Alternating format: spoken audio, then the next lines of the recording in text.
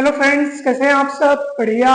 चलिए आज से हम यूनिट 3 शुरू करने जा रहे हैं। BSc first semester maths elementary calculus अर्थात प्रारंभिक कलन का यूनिट 3। ठीक है। और यूनिट 3 जो है वो अध्याय 9 से लेकर के 12 तक के है। अध्याय 9, 10, 11, 12।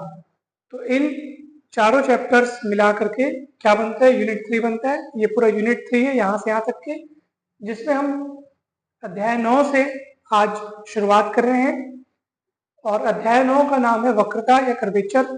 तो इस अध्याय में हम वक्रता त्रिज्या और इनसे संबंधित अनेक सवालों के बारे में आज पढ़ेंगे। तो बहुत ही इंपॉर्टेंट टॉपिक है ये। अक्सर इस टॉपिक से क्वेश्चंस आपके एग्जाम में आते हैं और ध्यान से समझिएगा। बहुत सरल टॉपिक है। पहले अपन डेफिनेशन समझेंगे, फिर फॉर्मूले समझेंगे, उसके बाद सवाल बनाएंगे। दोस्तों, यूनिट 1 और 2 के टॉपिक्स के वीडियोस ऑलरेडी अपलोड हो चुके हैं चैनल पर। यदि आपने वो वीडियोस नहीं देखे हैं तो जरूर जाइए। चैनल पर प्लेलिस्ट है बीएससी फर्स्ट के नाम से, तो आप जरूर जाइए प्लेलिस्ट में उन सारे वीडियोस को देखिए। डिस्क्रिप्शन बॉक्स में भी उनके पहले के वीडियोस का लिंक प्रोवाइड किया हुआ है। आप वहां पे जाकर के पिछले के सारे वीडियोस आप देखें। अगर आप हमारे व्हाट्सएप ग्रुप में जुड़ना चाहते हैं तो हमारा व्हाट्सएप नंबर डिस्क्रिप्शन बॉक्स में दिया हुआ है, तो वहां से कांटेक्ट करके आप ग्रुप में जुड़ सकते हैं। दोस्तों, तो चलिए अब हम शुरू करते हैं वक्रता, या जिसको हम इंग्लिश में कहते हैं कर्वेचर। सबसे पहले हम देखेंगे कि वक्रता क्या होती है, फिर देखेंगे कि वक्रता त्रिज्या किसे कहते हैं, फिर वक्रता त्रिज्या के लिए सूत्र और उसके बाद सवाल। ठीक है, चलिए अपन इसको बहुत ही सरल तरीके से समझेंगे। बहुत ही सिंपल और बहुत ही बढ़िया टॉपिक है ये। आपको पढ़ने में बहुत मजा आएगा। बस आप शुरू से लेकर के बने रहिएगा, वीडियो को पूरा देखिएगा। और अब कंटिन्यूएशन में इसके बाद जो वीडियोस अपलोड होते जाएंगे आप जुड़े रहिएगा, ताकि कोई भी वीडियो बीच का ना छूटने पाए। लगातार अगर आप बने रहेंगे, हर एक वीडियो लाइन से देखते रहेंगे ना, तो आपको पूरा पूरा बहुत अच्छे से समझ में आते जाएगा। दोस्तों देखिए, मान लीजिए हमारे पास दो कर्व हैं। ठीक है, जैसे एक कर्व में लिया, ये एक कर्व है, ये दूसरा कर्व है, और मैं यहाँ पर एक बिंदु यहाँ लेता हूँ, एक बिंदु इस कर्व पे लेता हूँ। ठीक है, अच्छा अभी हम चलो बाकी बात बाद में करेंगे, पहले इन्हीं दोनों की बात करते हैं। मैं यहाँ पे इस पॉइंट को नाम देता हूँ P1 और इस पॉइंट को नाम देता हूँ P2।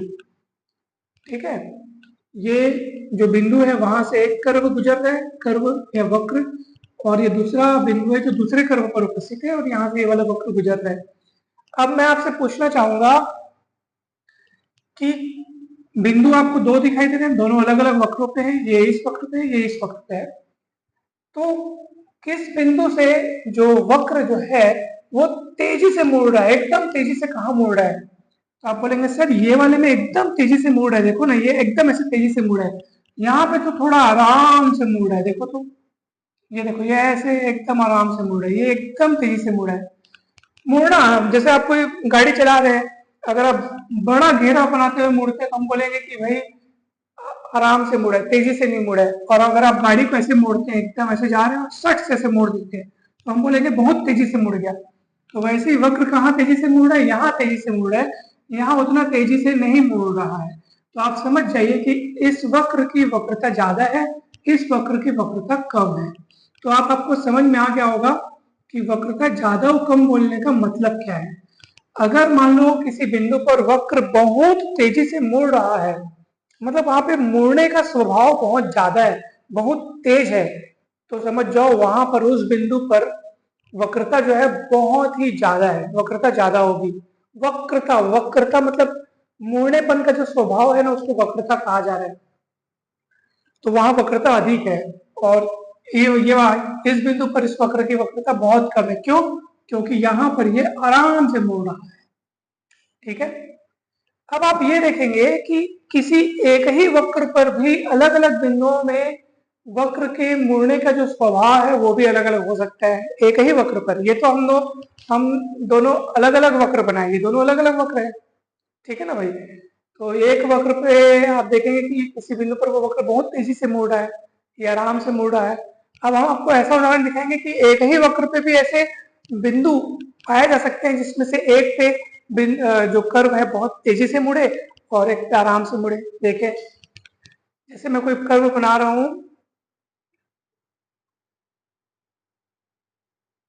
ये मान लो कोई कर्व है। अब आप देखो, इस पॉइंट को देखो और इस पॉइंट को देखो, ठीक है, और उसके बाद इस पॉइंट को भी आप देखो। अब आप तीनों पॉइंट्स पे आप देखो कर्व अलग अलग तरीके से मुड़ रहा है। यहाँ तो एकदम तेजी से मुड़ रहा है, एकदम ऐसे गया और सट से मुड़ गया। समझ जाओ इस पॉइंट पर वक्र की वक्रता बहुत ज्यादा है, बहुत तेजी से मुड़ा है सर। तो इस पॉइंट पर वक्र की वक्रता बहुत ज्यादा है। इस पॉइंट पर वक्र की वक्रता इसके मुकाबले थोड़ी कम है, क्योंकि मुड़ा तो है लेकिन उतना तेजी से नहीं मुड़ा जितना तेजी से ये मुड़ा है। फिर आप इधर आओ, इस पॉइंट पर वक्र की वक्रता है क्योंकि वहां वक्र मुड़ा है, देखो मुड़ा हुआ दिख रहा है ना, ऐसे मुड़ा हुआ है। लेकिन इस पॉइंट पर वक्र की वक्रता इसके मुकाबले थोड़ी कम दिख रही है, ठीक है। और इस पॉइंट पर वक्र की वक्रता इसके मुकाबले थोड़ी कम दिख रही है। सबसे ज्यादा तेजी से यहां मुड़ा है, फिर उससे कम थोड़ा यहां, फिर यहां थोड़ा और कम मुड़ा हुआ है वक्र। आप देखेंगे यहां पे भी वक्र मुड़ा हुआ है, देखो हल्का से ऐसे करके मुड़ के जा रहा है, ठीक है। तो यहाँ पे भी वक्रता है लेकिन इसके मुकाबले मेरे को ये कम नजर आ रहा है क्योंकि यहाँ पे थोड़ा सा ज्यादा मुड़ा हुआ है, ये थोड़ा सा कम मुड़ा है। तो आप गौर करेंगे तो आप ये पा रहे हैं यहाँ पे आपको क्या मिल रहा है कि सर हाँ, एक ही वक्र पर भी अनेक ऐसे अलग अलग बिंदु हो सकते हैं जिनपे मतलब वक्रताएं अलग अलग हो। तो वक्रता मतलब आप समझ जाइए कि मुड़ने का स्वभाव, जिस बिंदु पर वक्र तेजी से मुड़ रहा है वहां वक्रता ज्यादा, और जहां एकदम आराम से मुड़ रहा है वहां वक्रता कम। अब आप बोलोगे सर क्या ऐसा संभव है कि कोई ऐसा वक्र हो जिसके प्रत्येक बिंदु पर वक्र की वक्रता बराबर हो? मैं कहूंगा हाँ, और सबसे बढ़िया और सबसे सरल वक्र हमारे पास है वृत्त। अगर आप वृत्त बनाते हैं तो आप जानते हैं कि भाई वृत्त, ये देखो ये ऐसा है। अब वृत्त का स्वभाव क्या है? वो तो एकदम किसी एक निश्चित बिंदु, जिसको कि हम क्या कहते हैं, वृत्त का केंद्र कहते हैं, और केंद्र से परिधि तक की दूरी सब दिशाओं में बराबर रहती है और उसी दूरी को त्रिज्या बोलते हैं। तो वृत्त का स्वभाव वो एक जैसा मुड़ता है। ऐसा तो नहीं है, देखो ये वाला स्वभाव आपको वृत्त में नहीं दिखेगा कि भाई कहीं तेजी से मुड़ रहा है कहीं आराम से मुड़ रहा है, ऐसा वृत्त में नहीं मिलता हमको। वृत्त एक जैसी वक्रता रखता है हर बिंदु पर। तो यहाँ बिंदु लोगे उसी तीव्रता से मुड़ रहा है, यहाँ बिंदु लोगे उसी तीव्रता से मुड़ रहा है ना भाई। तो वृत्त के प्रत्येक बिंदु पर जो उसकी जो तीव्रता रहती है, मुड़ने की तीव्रता या यूं कहिए वक्रता, वो बराबर रहती है। वृत्त के लिए हर बिंदु पर जो वृत्त का जो मुड़ना है वो उसकी तीव्रता बराबर होने के कारण आप यूं कह सकते हैं कि हर बिंदु पर यहाँ पे वक्र की वक्रता जो है वो बराबर है। हाँ, अगर इसी वृत्त, चलो ये जैसे ये वृत्त है ना भाई, अब मैं एक दूसरा वृत्त बना रहा हूं। चलो एक ऐसा वृत्त बना रहा हूं जो इस वृत्त से छोटा है, और एक ऐसा वृत्त भी बना देता हूं मैं जो इस वृत्त से बड़ा है। चलो ये भी देख लो, ठीक है, ये वृत्त है ना, लगभग लगभग इसको ये है ऐसे। चलो अब आप देखेंगे कि अब आप बोलोगे सर चलो ठीक है, आपने इस वृत्त से छोटा भी एक वृत्त बना दिया और इस वृत्त से बड़ा भी एक वृत्त बना दिया। आप देखो, यद्यपि ये सच है, हमने आपको बताया कि भाई वृत्त के प्रत्येक बिंदु पर आप वक्रता देखेंगे तो सेम तीव्रता से मुड़ने के कारण, ठीक है, वृत्त के प्रत्येक बिंदु पर वक्रता बराबर होती है। यहाँ पे ये वाला भी वृत्त है भाई, इसके भी प्रत्येक बिंदु पर वक्रता बराबर होगी, लेकिन मैं बताना चाहता हूँ कि इसकी वक्रता से ज्यादा होगी। क्यों? क्योंकि आप देखो ये वाला वृत्त एकदम तेजी से मुड़ रहा है एकदम, हालांकि हर बिंदु पर सेम तीव्रता से मुड़ रहा है, क्योंकि वृत्त है तो हर बिंदु पर सेम तीव्रता से मुड़ रहे हैं। लेकिन अब जैसे मान लो आप यहाँ पे गाड़ी चलाएंगे और यहाँ गाड़ी चलाएंगे तो आप कहाँ जल्दी, आप कहाँ तेजी से मुड़ता हुआ खुद को महसूस करेंगे, यहाँ की यहाँ? तो आप बोलोगे सर यहाँ पे एकदम तेजी से मुड़ना पड़ेगा, शॉर्ट से यहाँ गए मुड़े तुरंत मुड़ना पड़ रहा है। यहाँ पे तो चलो भाई थोड़ा बड़ा घेरा है ना, तो यहाँ पे एकदम आराम से आप चला सकते हो। तो मुड़ने की तीव्रता यहाँ अधिक है, यहाँ कम है। यहाँ तेजी से मुड़ना पड़ रहा है, यहाँ तेजी से मुड़ना इसकी तुलना में तो उतना नहीं है, तो इसकी वक्रता ज्यादा है, इसकी वक्रता कम है। ठीक है, हालांकि यहाँ पे इस वृत्त के हर बिंदु पर वक्रता सेम है, इस वृत्त के हर बिंदु पर वक्रता सेम है, लेकिन यहाँ वाली वक्रता यहाँ वाली वक्रता से कम है। और ये बड़े वृत्त को देखो, अगर मान लो कहा जाए कि यहाँ गाड़ी चलाओ, आप इतना रिलैक्स महसूस करेंगे, आपको मुड़ने का ज्यादा प्रेशर तनाव नहीं रहेगा, तीव्रता नहीं रहेगी, क्योंकि आप आराम से आपकी गाड़ी मुड़ेगी। बड़ा घेरा है क्योंकि, तो यहाँ पे तीव्रता मुड़ने का जो एकदम जो है ना वो यहाँ कम है, तो यहाँ वक्रता कम है। ठीक है, वृत्त होने के नाते इसके भी प्रत्येक बिंदु पर वक्रता जो है बराबर रहेगी, लेकिन इस वृत्त की तुलना में वक्रता यहाँ पे कम रहेगी, है ना भाई। सबसे ज्यादा वक्रता इसकी, फिर इसकी, फिर इसकी सबसे कम वक्रता। तो आप समझ में आ गया, वक्रता मतलब मुड़ने का स्वभाव। जहां जिस बिंदु पर वक्र जितनी ज्यादा तेजी से मुड़ रहा है ना, तो समझ जाओ वहां पे उस वक्र की वक्रता उस बिंदु पर उतनी ही ज्यादा होगी जितनी अधिक तीव्रता से वो वहां मुड़ेगा। तो आपको समझ में आ गया, बहुत अच्छे से समझ में आ गया होगा वक्र क्या है, वक्रता क्या है, तीव्रता क्या है, मुड़ने का स्वभाव क्या है। ठीक, तो जितना बड़ा वृत्त उसकी वक्रता उतनी कम, इसको ध्यान रखो, क्योंकि वो उतना आराम से मुड़ेगा। जितना बड़ा वृत्त, अब आप बोलेंगे सर बड़ा वृत्त है तो त्रिज्या ज्यादा होगी। यस, त्रिज्या ज्यादा होगी, मैं त्रिज्या की बात नहीं कर रहा हूं, मैं तो वक्रता की बात कर रहा हूं। देखो अगर कोई बड़ा वृत्त है तो बड़ा वृत्त आराम से मुड़ेगा, आराम से मुड़ेगा मतलब मुड़ने की तीव्रता वहां पे कम है, तो इसका मतलब वहां वक्रता कम है। तो बड़ा वृत्त की वक्रता कम होगी, त्रिज्या भले ज्यादा होगी। ठीक है, उसकी त्रिज्या ज्यादा होगी लेकिन वक्रता कम होगी, उसके हर बिंदु पर वक्रता कम होगी। आपने ये भी देखा कि किसी एक ही वक्र पे अगर हम अलग अलग जगहों पे अवलोकन करें, अलग अलग बिंदुओं पे अवलोकन करें, तो एक बिंदु कोई बिंदु ऐसा भी मिल रहा है जिसपे वक्र बहुत तेजी से मुड़ रहा है, ऐसा भी मिल रहा है जिसपे वक्र थोड़ा कम तेजी से मुड़ रहा है, और कम तेजी से मुड़ रहा है, और कम तेजी से मुड़ रहा है। तो अलग अलग बिंदुओं पे वक्रताएं भी अलग अलग होती है। जहां ज्यादा तेजी से मुड़ रहा है वहां वक्रता ज्यादा, जहां कम तेजी से मुड़ रहा है वहां वक्रता कम। ठीक, चलिए अब मैं आपको बतलाना चाहता हूं कि वक्रता त्रिज्या क्या है और वक्रता और वक्रता त्रिज्या के बीच क्या संबंध है, अब हम वो देखेंगे। दोस्तों मान लीजिए कि कोई ऐसा वक्र है, ठीक है, अपने मन से मैंने इसको बना दिया, जैसा भी आप बना सकते हैं। और मान लीजिए कि यहाँ कोई बिंदु है P और कोई बिंदु मैं यहाँ लेता हूँ Q, और दोनों इस बिंदुओं को आप देखो, ये दोनों बिंदु मैंने इस वक्र पे लिए। अब हम इन बिंदुओं पर एक अभिलंब खींचते हैं जो इस वक्र पर लंब हो। ठीक है, तो मैंने एक हम यहाँ खींचा, अब ये P पे खींचा। ठीक है, बिंदु P और Q पर मैंने क्या खींचा, अभिलंब। ठीक है, अर्थात ये वक्र से 90 अंश का कोण बनाएगा। एक यहाँ पे भी खींच देता हूं मैं। अभी देखो ये जब बिंदु P की बात करें तो वक्र ऐसा दिख रहा है, तो अभिलंब ऐसा बना। हमको अभिलंब मतलब आप समझ रहे हैं, जो वक्र से कितना बना है, 90 अंश का कोण बना है। अब बिंदु Q पर अब वक्र वहां जाते जाते ऐसा हो गया, तो वहां अभिलंब बनाएंगे तो वो कुछ ऐसा बनेगा, है ना भाई। 90 अंश का कोण बनाना है तो हो सकता है इसका अभिलंब और उसका अभिलंब कहीं ना कहीं जाके कट करें। देखो ये इसका अभिलंब है, ये उसका अभिलंब है। ठीक है, अब इस अभिलंब को मैं बोलता हूँ कि भाई ये मान लो ये n पर मिलते हैं, बिंदु P पर अभिलंब और बिंदु Q पर अभिलंब एक दूसरे को कहीं ना कहीं जाके कट कर रहे हैं, और मान लो कहाँ कट कर रहे हैं, वो पॉइंट N पे कट कर रहे हैं। ठीक है, कहीं पर भी डाउट होगा तो आप जरूर पूछिएगा। अब देखिए दोस्तों, ठीक है, ये यहाँ से 90 अंश का कोण बन रहा है, तो बिंदु P पर और Q पर मैंने अभिलंब खींचा, दोनों अभिलंब कहाँ कट कर रहे हैं, किसी को पॉइंट N पर कट कर रहे हैं। अब सोचिए जरा ध्यान से, बहुत ही सरल बात है, कठिन कुछ नहीं है, बहुत सरल है। आप खुद कल्पना करो कि जैसे जैसे बिंदु Q इधर करीब आते जाएगा, अब ये समझ लो, कल्पना करो कि ये कोई पट्टी है, अब बिंदु Q इधर से रखते जाएगा तो N बेचारा कहाँ जाएगा, तो N ऊपर की ओर जाएगा। ये ऐसे समझो कोई कोई दीवार है और वहां पे कोई रॉड या कोई छड़ टिका हुआ है, और छड़ का एक सिरा आप नीचे सरकाओगे तो दूसरा सिरा ऊपर बढ़ते जाएगा ना, सीधी सी बात है। तो जैसे जैसे पॉइंट Q P की ओर प्रवृत्त होगा, पी की ओर आएगा वैसे वैसे पॉइंट एन कहीं ना कहीं उधर जाते रहेगा इधर।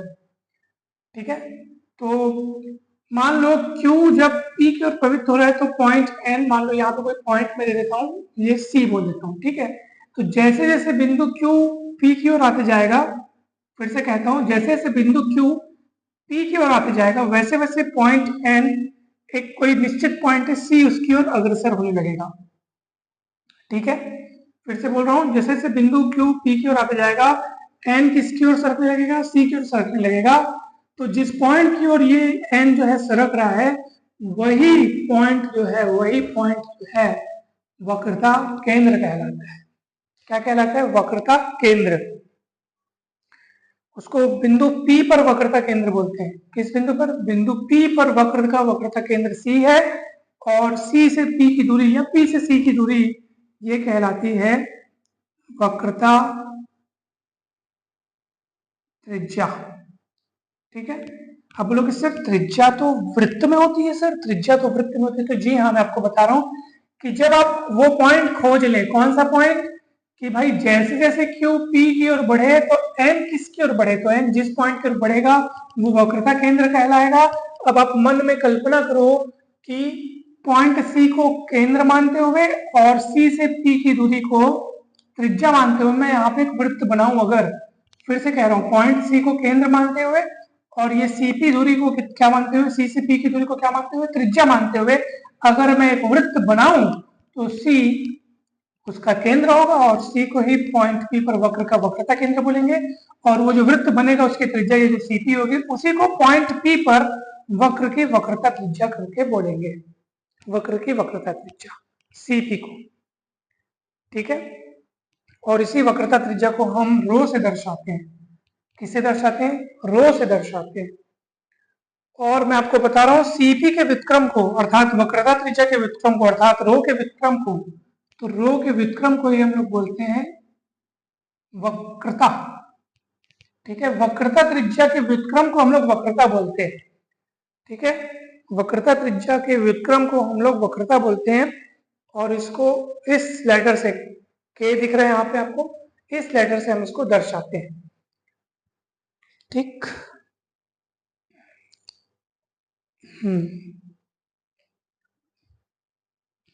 तो आपने देखा स्मॉल के से हम इसको दर्शाते हैं। तो वक्रता त्रिज्या, रो क्या है? रो क्या? वक्रता त्रिज्या है। तो रो के व्युत्क्रम को, अर्थात वक्रता त्रिज्या के व्युत्क्रम को हम लोग वक्रता बोलते हैं। तो इस बात को ध्यान रखना आप। ठीक है, दोनों एक दूसरे का व्युत्क्रम होता है। और आपने इस डेफिनेशन को समझा, मैं आपको फिर से एक बार जल्दी से समझा देता हूँ। ये एक वक्र है, उस पे दो बिंदु लिए पी और क्यू, दोनों पे मैंने अभिलंब खींचा जो पॉइंट एन पर एक दूसरे को कट किया।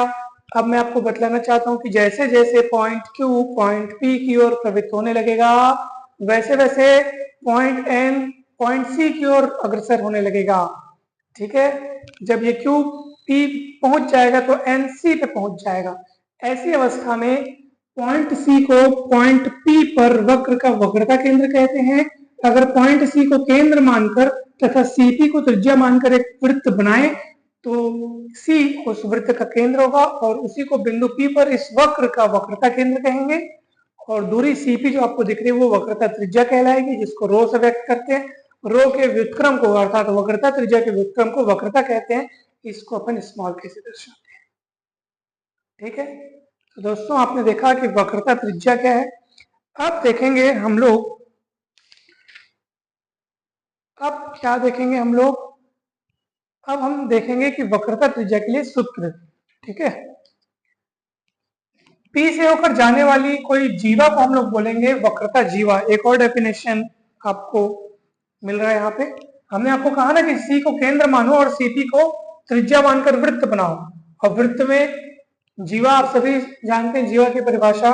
ठीक है, परिधि के किन्हीं दो बिंदुओं को मिलाने वाली जो रेखाखंड है वो जीवा कहलाती है।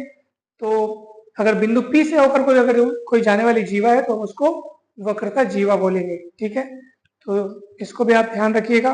कॉर्ड ऑफ कर्वेचर, तो वक्रता जीवा, वक्रता त्रिज्या, वक्रता केंद्र सभी आपने बहुत अच्छे से समझ लिए हैं। अब चलिए हम देखते हैं वक्रता त्रिज्या के लिए सूत्र। तो चलिए अब मैं इसको आगे बढ़ाता हूँ और आपको बतलाता हूँ वक्रता त्रिज्या के लिए सूत्र। सूत्र बहुत से प्रकार के हैं दोस्तों। नैज सूत्र हम पढ़ेंगे, उसके बाद अगर आपको कार्तीय रूप में दिया हो, ठीक है, तो कार्तीय सूत्र पढ़ेंगे। अगर मतलब आपको अगर आपका जो प्रश्न में दिया हुआ जो वक्र है अगर y इक्वल एफ एक्स के फॉर्म में हो या x इक्वल एफ वाई के फॉर्म में हो, ठीक है, तो अलग अलग स्थितियों में हम अलग अलग सूत्र का इस्तेमाल करेंगे। कार्तीय रूप में अलग होगा, नैज रूप में अलग होगा, प्राचलिक समीकरण अलग होगा, ध्रुवीय समीकरण अलग होगा, और ये सारे रूपों के रूप में हमको वक्रता त्रिज्या ज्ञात करने के लिए समीकरण याद रखना है, सूत्र याद रखना है, ठीक है, समझना है उसको, सवाल बनाने। बहुत सरल है, चिंता की कोई बात नहीं है, बहुत इजी है। आप बस जुड़े रहिए, देखते जाइए, समझते जाइए। जैसे अभी तक हमने जो समझा, मुझे पूरी उम्मीद है कि आपको बहुत अच्छे से समझ में आया होगा, ठीक है। तो बस ऐसे आगे भी आपको पूरा पूरा समझ में आती जाएगा। तो चलिए हम नैज सूत्र पढ़ रहे हैं।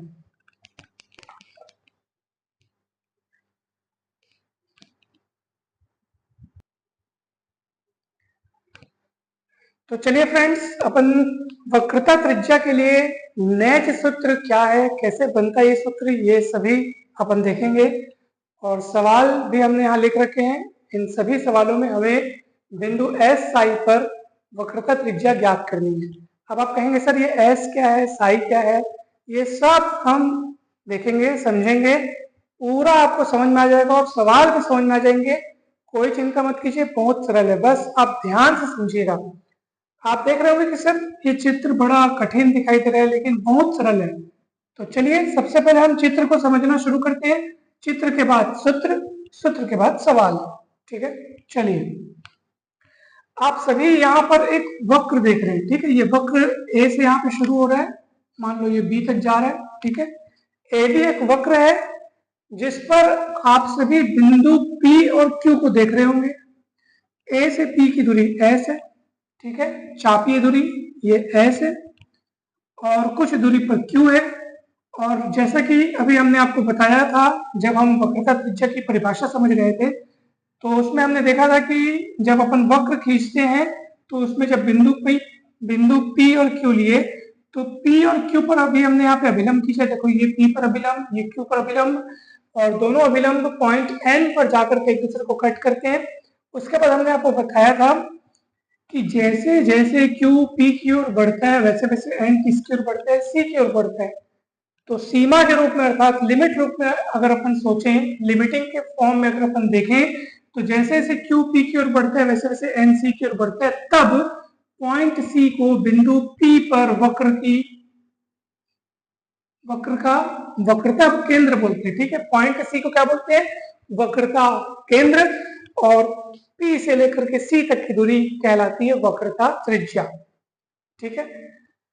तो मैं फिर से एक बार आपको दोहरा देता हूं, जैसे जैसे क्यू पी की ओर पहुंचता है वैसे वैसे एन सी की ओर पहुंचता है, और इसी कंसेप्ट को लिमिटिंग फॉर्म में अर्थात सीमा के रूप में अगर अपन लें, तो पॉइंट सी को बोलेंगे पॉइंट पी पर वक्र का वक्रता केंद्र, और सी से पी की दूरी अर्थात सीपी कहलाएगी वक्रता त्रिज्या, ठीक है। क्या कहलाएगी, वक्रता त्रिज्या, जिसको अपन रो से दर्शाते हैं, यही है वक्रता त्रिज्या।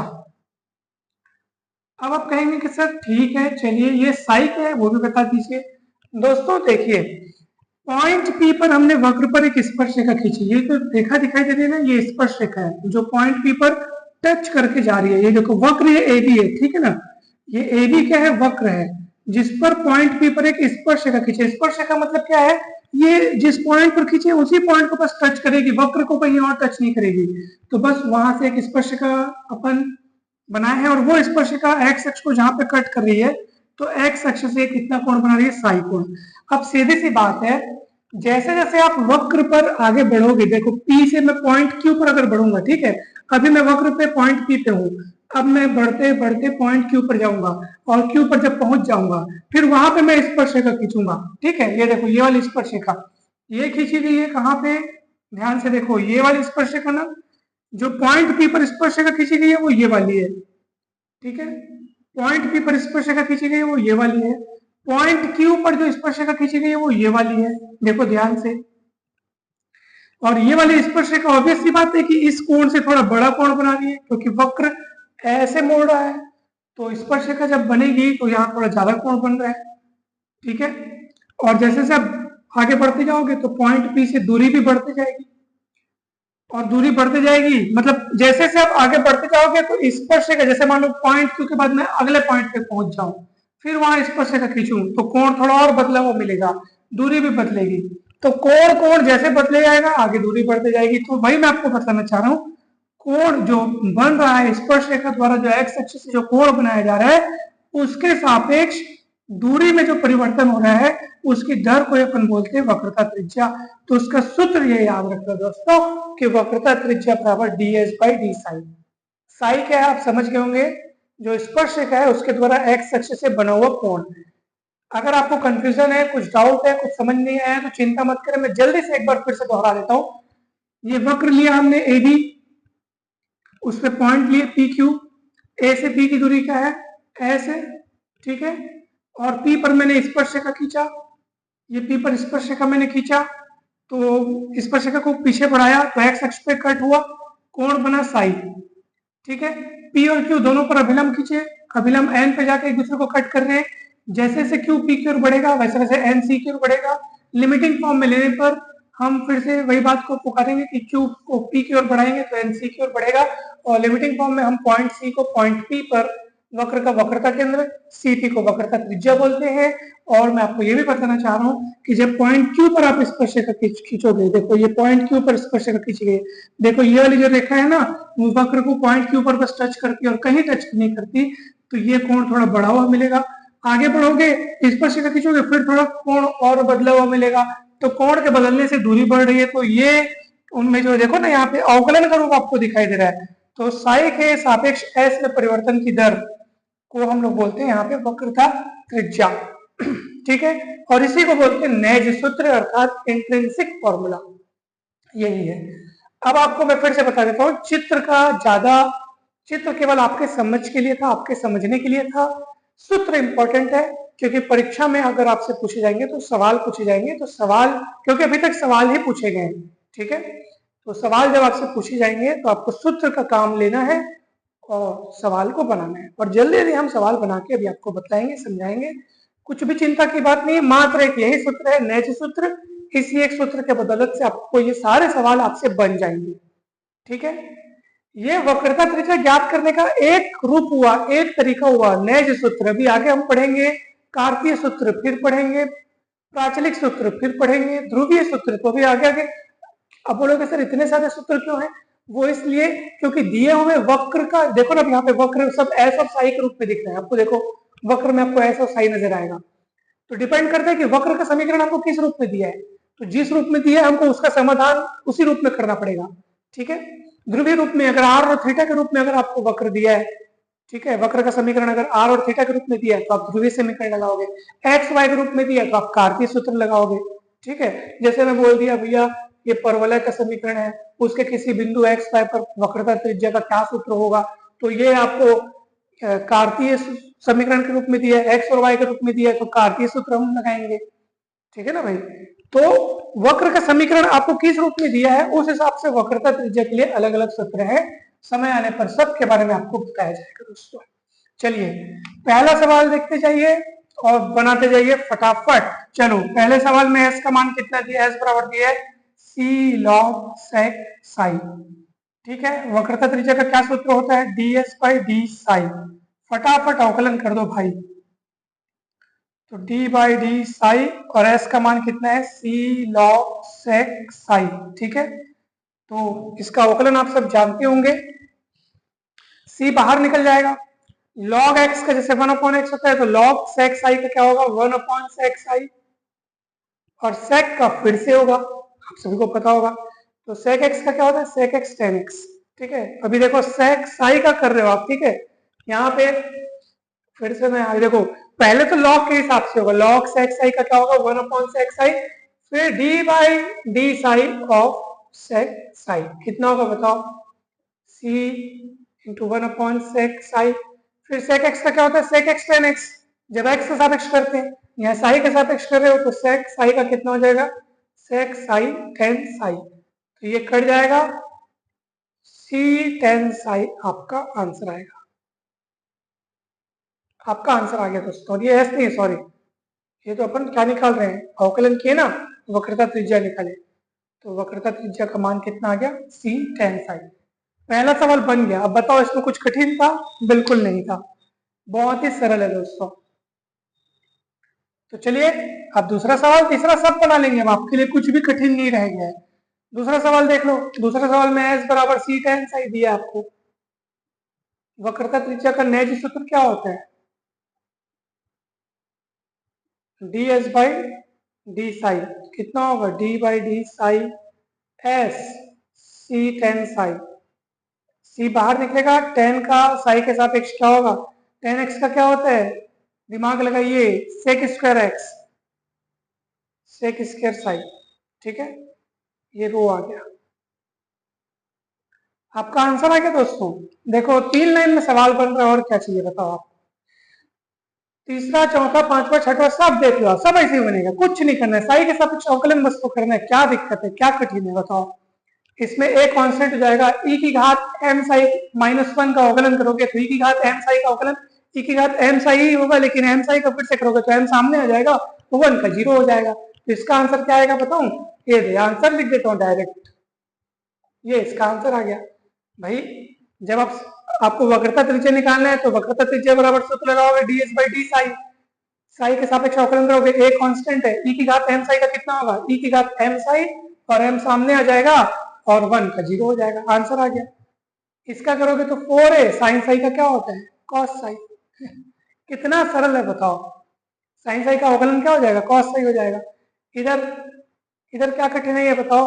8a sine square Sai by 6 लिखा है, तो जब आप रो निकालोगे ds बाई डी साई निकालोगे, D by D Sai 8a sine square Sai by 6, तो 8 है तो पहली बात कांस्टेंट। उसके बाद जैसे एक्स स्क्वायर का कितना होता है दोस्तों? अवकलन 2x, तो साइन स्क्वायर का होगा 2 साइन साई बाई 6, साइन का लेकिन फिर से होगा तो कॉस साई बाई 6, फिर साई बाई 6 का फिर से होगा तो 1 बाई 6। अब आप सॉल्व कर लो, तो यहां पे तो सूत्र लगेगा 2 sine theta cos theta, sine 2 theta 2 into psi by 6, और ये 8a अपॉन 6, यहां से कट जाएगा, 2 चौक 8, 2 3 6, 4a by 3 sine psi by 3, क्योंकि ये भी कटेगा ना, 2 1 कम 2 3 6, 2 साइन थीटा कॉस थीटा वाला सूत्र लगा यहाँ पे, ये आपका आंसर आ गया, रो का मान आ गया।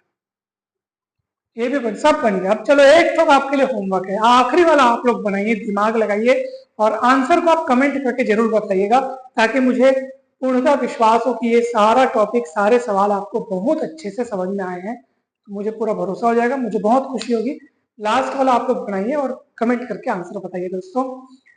तो आज हमने सीखा नैज सूत्र, ठीक है, नैज सूत्र का इस्तेमाल करके हम वक्रता त्रिज्या किस तरह से ज्ञात करते हैं, ये आज हमने सीखा है, ठीक है।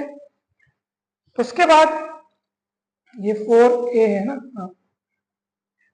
अब दोस्तों हम अगले क्लास में समझेंगे कि कार्तीय सूत्र क्या होता है, फिर उनके सवाल बनाएंगे, फिर ऐसे अलग अलग टाइप के सूत्र पढ़ते जाएंगे और उनसे संबंधित सवालों को हल करते जाएंगे। बस ऐसे ही है, ज्यादा कठिन टॉपिक नहीं है, और परीक्षा में आएगा तो आपसे बन के रहेगा, इतना विश्वास आप लोग जरूर रखिए। तो दोस्तों वीडियो अच्छा लगा हो, सवाल समझ में आया हो, टॉपिक समझ में आया हो, तो जरूर लाइक करें वीडियो को, चैनल को सब्सक्राइब करें, अगर अभी तक आपने सब्सक्राइब नहीं किया है तो जरूर सब्सक्राइब करें, और वीडियोस को दोस्तों के साथ शेयर करें। और आप सभी को बहुत बहुत धन्यवाद। जल्द ही मिलते हैं नेक्स्ट वीडियो में। किसी भी प्रकार का कोई डाउट हो तो जरूर बताइए, और कमेंट करके इसका आंसर जरूर बताइएगा दोस्तों कि आपसे कितना आया इसका आंसर, बना कि नहीं बना वो भी बताइएगा, कहीं डाउट है तो वो भी बताइएगा। Thank you so much, thank you so much.